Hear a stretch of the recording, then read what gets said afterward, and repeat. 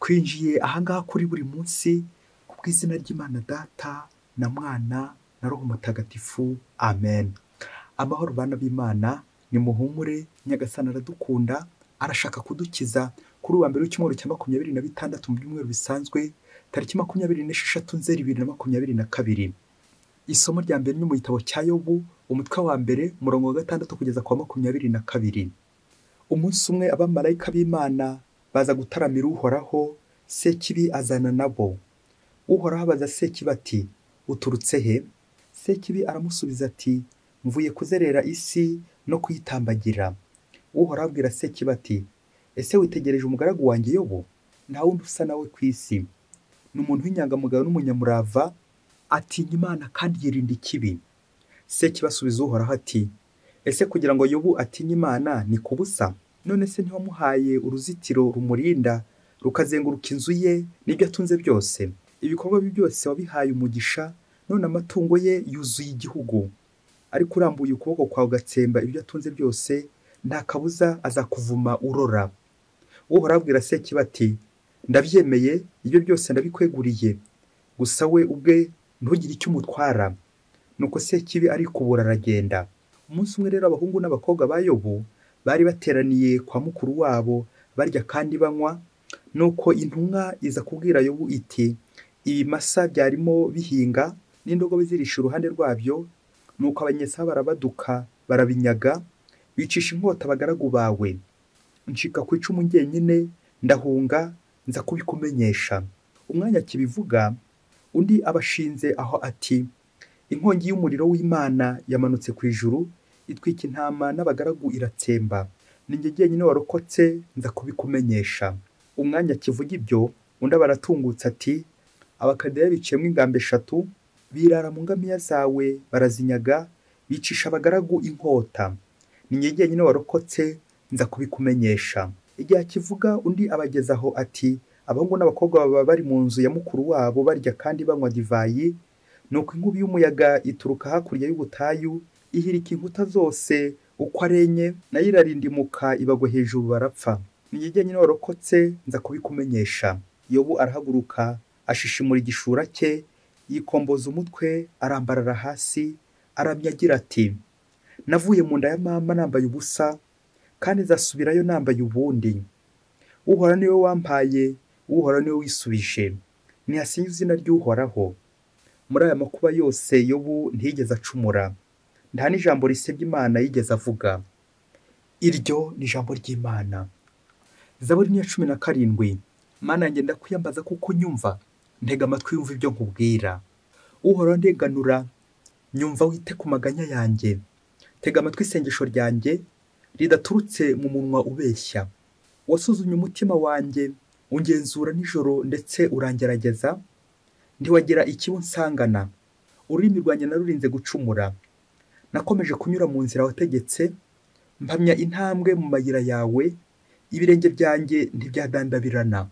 Garagaza impuhwe zawe zahebuje, wowe ukiza abiringira ububasha bwawe, bagahonoka batya bahagurukiye kukurwanya. Mana yanjye ndakwiyambaza kuko unyumva, tega amatwi wumva ibyo nkubwira. Nyagasani Yesu nabane namwe. Amagambo mu Ivanjili ntagatifu yanditswe na Luka, umutwe wa 9 umurongo 46 kugeza kwa 50. Muri icyo gihe abigishwa baza kujya impaka bibaza wabo mukuru muri bo. Yesu amenya ibyo batekereza, maze arembuza umwana muto, amushyira iruhande rwe. Arababwira ati, umuntu wese wakira uyu mwana ari njye abigirira, ni njye aba yakiriye. Kandi uzanyakira wese azaba yakiriye uwantumye. Koko rero umuto muri mwe niwe mukuru. Nibwo Yohana amubwiye ati, mwigisha, twabonye umuntu wirukana roho mbi mu izina ryawe, turabimubuza kuko atagukurikira hamwe natwe. Yesu aramusubiza ati, ntimukagire uwo muyibuza, kuko utabatambamira burya aba ari kumwe namwe. Iyo ni Ivanjili ntagatifu. Utabatambamira burya aba ari kumwe namwe. Bakristo bavandimwe, Yesu Kristo akuzwe. Yesu Kristo nakuzwe iwawe. Yesu Kristo akuzwe iwanjye. Turi buze kumererwa neza, kuko Imana nyine iriyoroshya kandi igatura mu mutima w'abiyoroshya. Amen, amen, amen.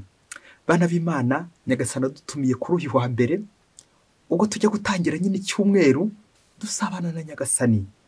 Turifurizanya rero kuzagisoza neza no muri Nyagasani. iki cyumweru cya 26. Bakristo bavandimwe, Kiliziya byacu duteguriye amasomo aryoshye cyane agiye kudufasha kuzirikana ku ngingo nziza igira iti la souffrance du juste, ibyago by'intungane cyangwa akarengane k'intungane. Muri aya masomo harimo abantu babiri baza kudufasha kumva ububabare bw'intungane, harimo Yobu ndetse na Yezu. Yobu mu isezerano rya kera na Yezu mu isezerano rishya. Yobu nk'intungane mu isezerano rya kera ndetse na Yezu nk'intungane mu isezerano rishya. Yezu akaba ari we ntungane uhebuza abandi bose ubutungane. Le juste par excellence, c'est Jésus. Turaza kumva rero ko abo bantu badatana n'imibabaro, badatana n'imvune, badatana n'ibyago, badatana n'imiruho. Kubera iki? Bwa bubabare bukiza, bya byago byigisha gukinga, n'ibindi, ariko tukarebera hehe? Kuri Yezu. Rero bakristo bavandimwe, wakwihandagaza ngo agiye gusobanura aho ibyago bituruka n'impamvu intungane itotezwa cyangwa intungane ibabara, aho ngaho yaba ari kwegerezaho, kuko kubabara la souffrance c'est un mystère. Ububabare niyobera, kandi yobera nk'uko twagiye tubibona, ntabwo ari ikintu gitumvikana, ahubwo ni ikintu ushobora kumva ariko ugacyumvaho buhoro, ugenda ucyumva buhoro, uko ugenda ukura, uko ugenda uzamuka, ugenda ucyumva buhoro. Rero nanjye umwanya ntabwo ngiye gusobanura ibyago mpaka aho bituruka cyangwa impamvu intungane ibabara, ahubwo tugiye kureba ibisubizo amasomo agiye kuduha, ndetse n'ibyo dusanzwe tuzi mu buzima bwacu, ibyo byose tubigendereho tuze gukuramo igisubizo cy'ukuri. Ariko mu ntangiriro ndifuza gukumara amatsiko ko bigoye gusubiza icyo kibazo, ariko nanone turi abantu, tugenda nyine ku ntambwe y'abantu, ntabwo ibintu byose twabisobanukirwa ngo bikunde. Akaba mutagatifu Agustina ati ako gatwe kawe ntabwo gashobora kukwirwamo ubutatu butagatifu bwose. Amen. Natwe rero ububabare niyobera, ntabwo byakwirwa mu gatwe kanjye, ntabwo byakwirwa mu kawe. Reka rero ducishirize make aho nza gutegwa, ndetse naho ntaza kubisobanura neza uko bikwiye, umbabarire, niko agatwe kanjye nyine kangana. Twese turi mu nzira tugenda dushakashaka Imana buhoro, tuyumvaho. Ntabwo tuzi Imana, ahubwo tuyiziho, kuko ibintu byose duhona byo hano ku isi ntabwo twabisobanura ngo bikunde, ahubwo bizwi n'Imana. Iyo namaze kumenya iyo principe, iryo tegeko ko byose bizwi n'Imana, bizi Imana, aho ngaho mba nzi ko Imana n'ubundi naho nategwa niza kundengera, naho nategwa niza kumbyutsa. Nibyo ntasobanukirwa niyo yasobanurira, bizwe n'Imana. Reka tugane ku ngingo yacu, ububabare bw'intungane cyangwa intungane ibabazwa. Kuki intungane ibabazwa? Kuki tubona mu buzima busanzwe ari intungane ihura n'ibyago by'intungane, la souffrance du juste, cyangwa uko intungane nayo igororerwa. Reka tuvuge ku bintu bibiri biza kuduherekeza muri iyi ngingo yacu, ububabare bw'intungane cyangwa ibyago by'intungane. Mbere na mbere tujye kubanza kureba imiterere y'ububabare, hanyuma tuze kureba impamvu y'ububabare. Icya mbere, imiterere y'ububabare. Guhera mu isezerano rya kera ndetse no muri yamwe intangiriro ya Bibiliya, akenshi bakunze kutugaragariza ko uburwayi, ibitotezo, ibyago akenshi bafataga nko bituruka ku muvumo, umuntu wavumwe, umuntu ufite imivumo. None rero tukibaza tuti, Yobu ko yahuye n'ibyago kandi tuzi ko yubahaga Imana, iyo mivumo yaturutse hehe? Twumvise muri iri somo rya mbere uburyo yahuye n'ibizazane, ibintu n'abantu bikamushiraho, ibyo yari atunze byose, amatungo ye ndetse n'abana be bose bagashira. Bamwe batwaye n'ibiza, abandi n'amaherere. None Yobu arazira iki? Ko wumva yari intungane, yari yaratunganiye Imana. Ese koko natwe twemeze ko Yobu kuba ahuye n'ibisasane, ibibazo, abantu n'ibintu bikamushiraho, twemeze ko nawe ari umuvumo w'Imana? Twemeze ko ari uko yakoreye Imana nabi? Twemeze ko ari umugome? Oya, ntibikabe. Ni koko bakristo bavandimwe, Imana koko irahemba ndetse ikanahana. Nkuko tubizirikana, umuntu wakoze nabi azahanwa, ahanisha umuriro w'iteka. Umuntu wakoze neza akiri hano ku isi, agororerwa ingoma y'ijuru. Rero abantu bamwe birara, bakirata, bakanga gushyiraho akabo, bazi ko nyine Imana izadohora, cyangwa babandi nyine baba bibereye aho ngaho, ubuzima bwabo butari mu Imana, abo ngabo nyine bari kure y'Imana. Icyo tuzirikana muri iri somo, nubwo Yobu yahuye n'ibyago bikomeye cyane, ariko tumuzirikana nk'umuhanga. Ubuhanga bushingiye mu kubaha Imana no guhunga icyaha. Anabyo Yobu yakoze, akubaha Imana, akirinda gutuka Imana. Kandi nubwo yahuye n'ibibazo byinshi, badusoza batubwira ko ategeze na rimwe habe n'ijambo na busa ribi ryaturutse mu kanwa ke. Ubwo Yobu asoza agira ati, navuye mu nda ya mama nambaye ubusa, kandi nzasubira nambaye ubundi. Uhoraho niwe wampaye, Uhoraho niwe wisubije. Nihasingizwe izina ry'Uhoraho. Amen. kumva ko ibyago bije, ibyishimo ndimo, amakuba, ibibazo, nkumva ko ntagomba kudohoka ku Mana, ngomba gukomeza kuyisingiza. Urakoze yewe kuduha urugero rwiza n'igihe cy'amakuba n'igihe cy'ibyago tugakomera ku Mana, tukirinda gutuka Imana, tukirinda kwivovota, tukirinda kwivumbura, kuko iby'Imana bijya warambije uwarambiwe yatashye. Ikindi twazirikana muri aya masomo nuko nta na rimwe Imana ishobora kuguha umusaraba utashobora gutwara. Uri iyo ni ryo tegeko. Twumvise mu ivanjiri y'uyu munsi Yesu Kristo nyuma ko twamwumvaga mu cyumweru gishize ari kubwira abigishwa be urugendo rwe rujya gusorezwa i Yerusalemu, urugendo rwo kubambwa ku musaraba. Ubwo bari mu nzira bibaza umukuru muri bo, Yesu rakaza kujomba ako kantu k'umusaraba kugira ngo abereke ko umukuru, umushefu agomba kuba ari umugaragu w'abandi, ari ugomba kuba barakurenza abandi.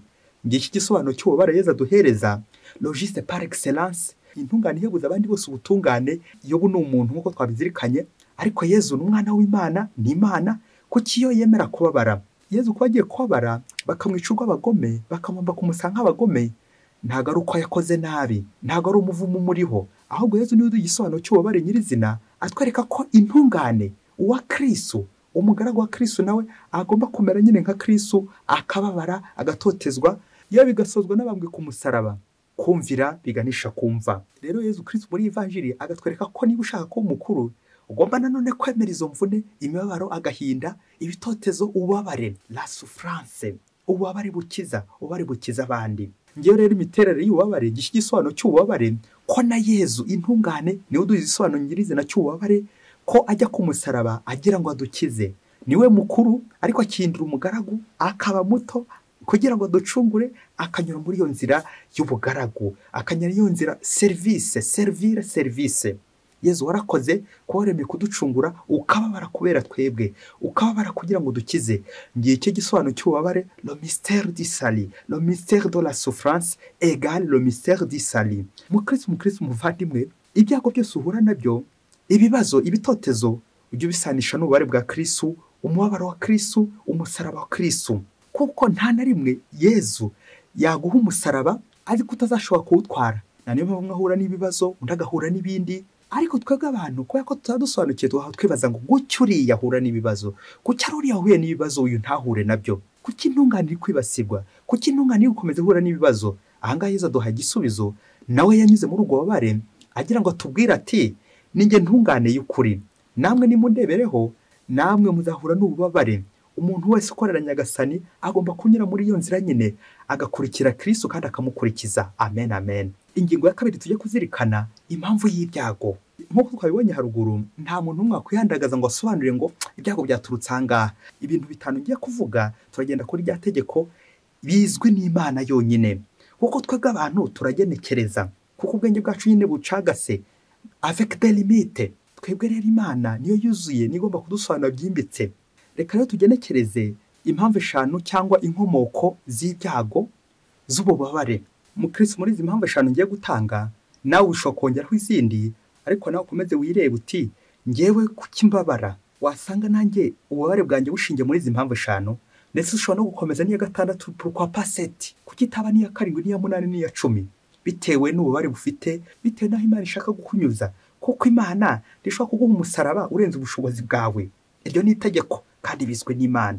Impamvu ya mbere aho bari buturuka cyangwa aho ibyago bituruka, impamvu ya mbere ni ku miterere y'isi.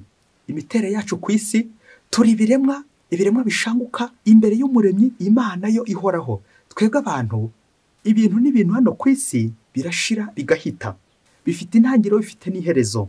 Rero twebwe abantu, ko umuntu yapfa, ko umuntu yahura n'ibyago, ibyo rwose birasanzwe mu mateka y'umuntu, byose birasanzwe mu miterere y'isi naho dutuye.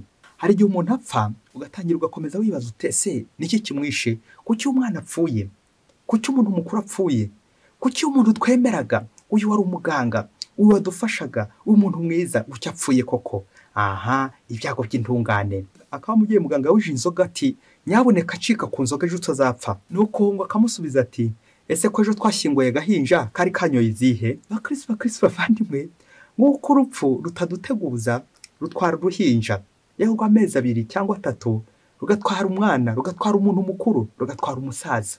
Kubera iki? Imiterere yacu ya muntu, turi ibiremwa bishanguka, dufite umubiri, twambaye umubiri, dufite intangiriro, dufite n'iherezo. Rero ku miterere y'isi nanone hari ukuntu isi yacu iteye, iriho ibiza, imitingito, imiyaga, imihengeri n'ibindi byose bitudurumbanya mu buzima bwacu. Byose rero biterwa ku miterere y'isi nanone.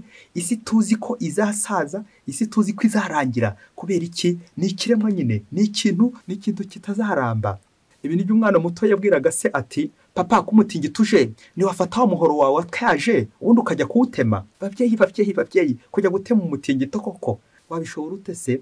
Ibyo bigatwibutsa ko hari ibyo tutashobora kugenzura, hari ibyo tudashobora gukontora mu buzima bwacu, hari ibituzaho, ibyago bikatwisukaho bitewe n'imiterere y'isi, bitewe n'uko duteye turemwe, kandi uko twaremwe tuzapfa n'ubundi, bizarangira dupfuye. Uriya ashobora gupfa ejo ngakurikiraho nawe agakurikiraho, tuzarangira ikibanza ukimenye, tuzarangira kubera imiterere y'isi. Ariko birababaje kuba nazarangira nkarangira nabi. Niba ndangiye ngahitira ikuzimu, nagombye kurangiza nk'intungane, intungane ibabara, intungane itotezwa, ngasoreza ubuzima bwanjye hehe? Mu ijuru. Roho yanjye kazamuka ikajya mu ijuru. Impamvu ya kabiri ni imiterere ya muntu. Habaho umugabo hakaba n'umugore. Abantu turatandukanye bitewe n'ibyo dukora, bitewe n'imirimo, bitewe n'aho twavukiye. Buri wese ashobora gutandukana n'undi, nubwo amaraso ari amwe, dusangiye kamere muntu twese. Ariko bitewe n'ibyo byiciro naho turi, hari igihe ubuzima bwawe buzamuka, ubundi bukamanuka. Iyo miterere ya muntu anabyo umubyeyi yigeze abaza umwana w'umukobwa umunsi umwe ati, ndabizi ujya uhambara, impamvu y'iki gisebe nuko uri kuva amaraso, nuko nyine ujya uhambara, ubwo bagukubise niyo mpamvu uri kuva amaraso. Nuko bukeye wa mwana w'umukobwa araza n'ubundi ari kuva amaraso. Ababyeyi bakoze murabyumva, uwo mwana yari amaze gukura, ari nko myaka 15. C'était des règles mensuelles, yari imihango ku mwana w'umukobwa nyine. None se ubwo nyine none azongera yihandagaza avuge ko ngo yari yagiye guhambarira abandi bana, ngo niyo mpamvu ari kuva amaraso? Oya, imiterere y'umugore, imiterere y'umukobwa. Kandi akababara muri icyo gihe, agashavura. None se watangira uvuga ngo ni ibyaha byinshi afite? Watangira uvuga ngo nuko yahambaye? Oya, ibyo nabyo ni ibyikora biri muri iyo kamere nyine, kamere muntu, yuko nyine naho agomba kubabara, akanyura muri iyo nzira, atari uko yacumuye, atari uko abigizemo uruhare, ahubwo byo bikikora nabyo. Des règles mensuelles. Icya gatatu twazirikana impamvu y'ibyago, ibyago umuntu ateza abandi. Hari abantu b'abagome hano kuri iyi si. Wagira gutya uri kwigenda mu nzira, akaba yagukubita nk'ibuye, akaba yakujoma nk'igikwasi, akaba yagukorera urugomo, abanyarugomo, abagira nabi. Abo nabo babaho bateza abandi ibyago, baba bitambukiye mu nzira. Nanjye kuvuga ya ntungane, nta muntu ukozeho, nta muntu wakuye, nta muntu ugiriye nabi, wajya kubona ukabona umuntu aragushotoye. Gushotora abandi, gukurura abandi ibyago, guteza abandi ibibazo. Abo nabo babaho bene abo bantu, abantu b'abagome, abantu b'ababisha bari hano ku isi. Rero umuntu yarwara cyangwa yahura n'ibibazo kubera ko abandi babimuteye, ati dore wa muntu, Imana imuteye ibyago, Imana imuteye ibibazo. Kandi iri mugenzi wawe biguteye, waho undi mubana yanze no kugufungurira, yanga no kugufungurira n'ubundi akomeza kugenda gundira, yanga kugufasha. Ubwo se ibyo byago nibikuzaho yanze kugutabara, uzabeshyera Imana? Aha, ngiye impamvu y'ibyago bituruka ku bandi. Ariko ku bwa kane hari n'ibyago none bituruka ku muntu ku giti cye. Ibyago bikashobora kunturukaho bitewe n'uko nagize uburangare. Nshobora kugira uburangare bigatuma nibasirwa n'ibyago. Bya bihe byo kwibagirwa nk'Imana n'urugero, nkaba nakwibagirwa Imana mu buzima bwanjye, iby'Imana sinongere kubyikoza. Uburangare, ibyaha, nk'ubu ukaba wakwadukira ikabare, ukajya usinda, warangiza ugasambana, bikaza kurangira wanduye sida. Warangiza ngo Imana yanteje ibyago, mugenzi wanjye yanteje ibyago. Aha, hari ibyago natwe twikururira, hari ububabare natwe twikururira bitewe n'uburangare bwacu, kudohoka n'ibindi byose bibi twagiye twishoramo. Ngiye nkaba nakwishora aho hantu, bikaza kurangira nyine mpuye n'icyo cyago, mpuye n'umusaraba. Narangiza ngo Imana yankoreye umusaraba, uyu musaraba nikoreye we, kandi ari byo nanjye niteje. Aha gatanu ngiye kuvuga, ndifuza ko ibyago bya gatanu, impamvu ibyago bituzaho, ndifuza ko nawe turi hamwe hanga kuri buri munsi waza kubiha inyito, waza kubiha umutwe. Ibyago bya gatanu, ngo umunsi umwe hirya kure cyane muri Afurika, umugabo n'umugore barabanye imyaka 25 yose, nta rubyaro bafite, ariko badahwema gusingiza Imana. Barasenga, bakajya abandi bari bagaterana abandi, bitwara neza pe, abantu bose babona ko ni intangarugero. Nuko ariko abantu bakajya bibaza batari koko uriya muntu witwara neza, uriya rugo rwitwara neza, kuki Imana yarwinye urubyaro? Kuki Imana itarugoboka? Kuki nta kana bagira? Nuko abantu benshi bagahora bacumura bibaza bati kuki Imana koko itabatabara? Umurajya ngo nze kwabwira uburyo babonye umwana, ntago aribyo nshaka kuvuga, ahubwo ndifuza kuvuga uburyo bakomeje muri ako kababaro, bagahangayika, bagatotezwa, bagahora nabo bibaza bati kuki Imana koko itadutabara, kuki twebwe twabuze umwana. Kandi bajya kureba bagasanga abantu bitwara nabi b'abakobwa ndetse babyarira iwabo, babandi birwa mu ngeso mbi nibo bafite n'abana. Iki kintu kikababaza. Se vugiye mwe ntimujya mubyibaza, wowe n'umuntu witwara nabi, ariko ukabona niwe ufite n'umwana, wowe naho ndi witwara neza, udahema gusenga, udasiba urusengero, udasiba kiliziya, ujye kubona akabona uri uhura n'ibibazo.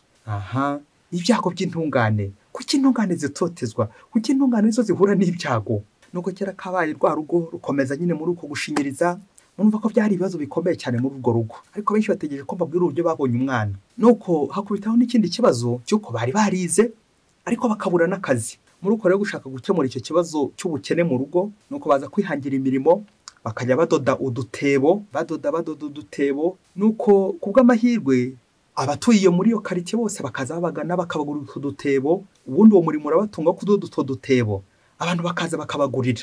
Nuko baho gutyo nyine ari umurimo batunze, umurimo wa gikene woroheje, babaho gutyo urabaramisha. Igihe rero cyaje kugera muri icyo gihugu, muri ako karere, haza kwaduka inkubiri yuko hari abana benshi cyane. Nuko rero umukuru w'ako karere aza gutanga itegeko yuko abana bose b'impinja bagomba kubica kugira ngo abandi bakure neza, hasigara abantu bake cyane muri iyo quartier.